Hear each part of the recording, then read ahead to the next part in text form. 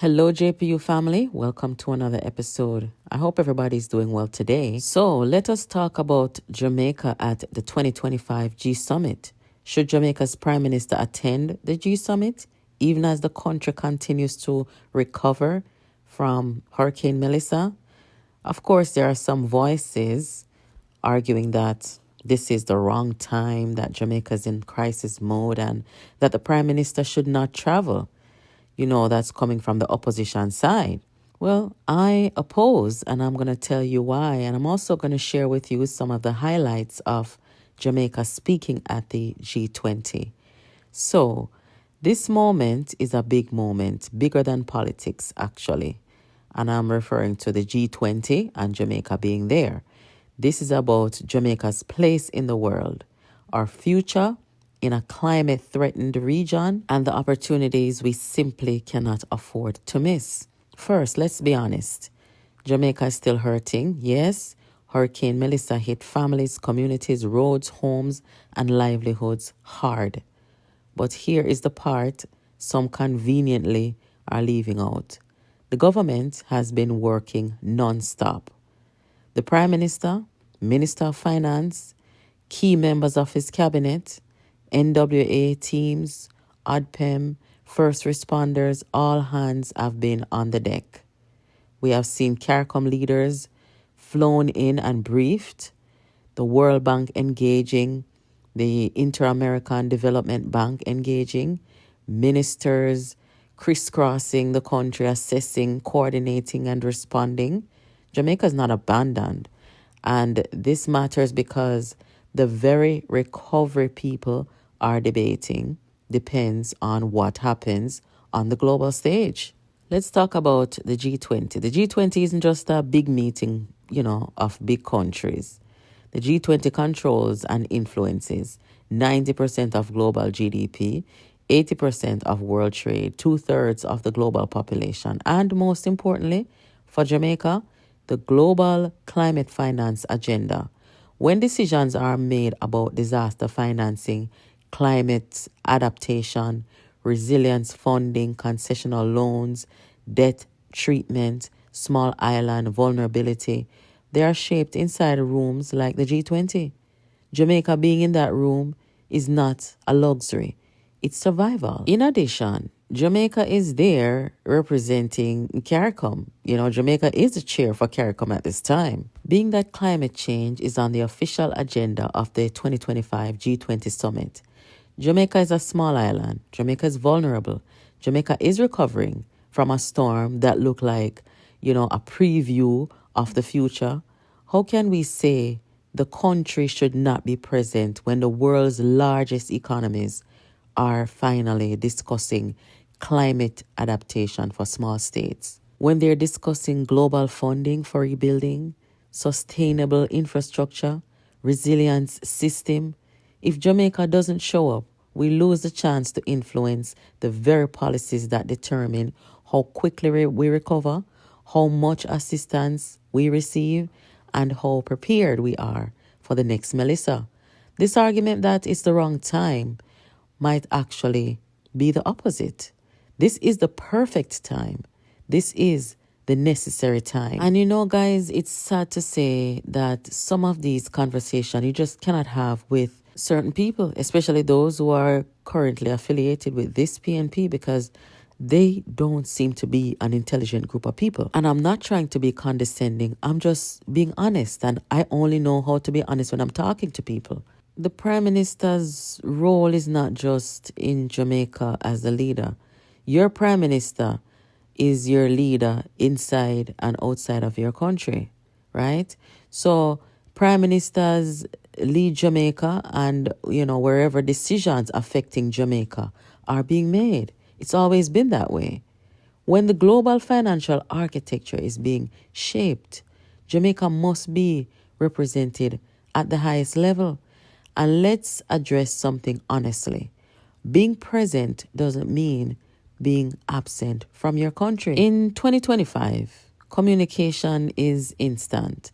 Real-time briefings, remote instructions, non-stop coordination, everything can continue from anywhere in the world.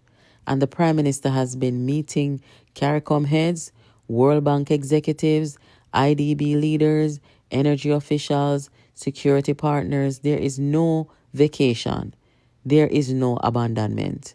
This is leadership, local and global, working hand in hand. And here's another point the critics conveniently ignore. Jamaica has a deputy prime minister, Dr. Horace Chang. The role isn't ceremonial. It exists for exactly these moments: continuity, steadiness, and oversight when the prime minister is abroad fulfilling Jamaica's international responsibilities.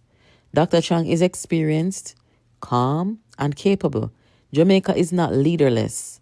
Jamaica is not adrift. Cabinet remains in place. Emergency teams remain active. Ministries continue working. Jamaica is in safe hands until the Prime Minister returns. Now, here is the important part of this conversation. What happens if Jamaica did not attend the G20 summit? So let's flip the argument here. Let's imagine we listen to the critics. Let's imagine Jamaica doesn't show up, right? Here's what we lose: funding opportunities. These summits often produce billion-dollar climate packages. Countries that show up get to influence the terms. Partnership, energy investments, disaster relief collaborations, digital transformation initiatives. These emerge from G20 side meetings. Global visibility. Small island states that skip these summits lose their place in the conversation. The moral authority to demand climate justice. Jamaica cannot speak loudly about climate impact if we stay home during climate discussions. And finally, direct advocacy. When your country is hurricane hit, that is precisely when you show the world what climate damages cost and why funding must be reformed. And here is the irony. The people saying wrong timing are missing the reality that this timing gives Jamaica more leverage, not less. Skipping the G20 would not help Jamaica recover from Hurricane Melissa, but attending it might. You know, when the storm was about to hit, or when it just hit, you know, you had every major news network in Jamaica or everybody in the international community in media covering it. And people are like, oh, they're sensationalizing it and, you know, them blowing it up out of proportion and where so much people are go and where so much reporters are go. Look here, in good times and in bad times, you want your country to be the center of attention, okay? It gives visibility. So the real question should be, why shouldn't Jamaica be there? Some people may say, well, Jamaica is small. Yes, that's exactly why we must be in the room. Other people might say, bigger country make the decisions. That's kind of true, which is why small countries fight to be heard. Some may say, wait until things get better. But the world doesn't pause for Jamaica, and our needs don't pause either. This is the forum where the world's financial systems evolve, where climate rules are debated, where resilience, funding is negotiated. Small island voices must be strong. We must be present. So let's ask the real question. Why shouldn't Jamaica be there? Because of a hurricane? The same hurricane whose recovery depends on the kind of financing being negotiated at the G20? The argument collapses on itself right there. Jamaica is not just cleaning up after Hurricane Melissa. Jamaica is also preparing for the next 5, 10, 20 years of climate reality. And that means our Prime Minister must be in the rooms where the world's climate finance decisions happen. If Andrew Holness did not show up to this G20 summit, I would be very disappointed. And yes, I would be talking about all the opportunities missed by Jamaica not being present. I remember last time when Barbados went to the G20 summit and raised up this climate change argument. And, Barbados was loud. It was a very profound speech given at the summit. And I was very proud that Mia Motley was there representing the Caribbean and knowing how threatened we are by climate change at this time as a region. So this time, I am proud to see that Jamaica is there, not just representing Jamaica in this time of crisis with the hurricane, but also there as the chair of CARICOM and representing CARICOM. The government continues its recovery work. The Deputy Prime Minister holds the reins locally. Agencies remain mobilized. Jamaica is stable. Jamaica is working. Jamaica is present both at home and in the world.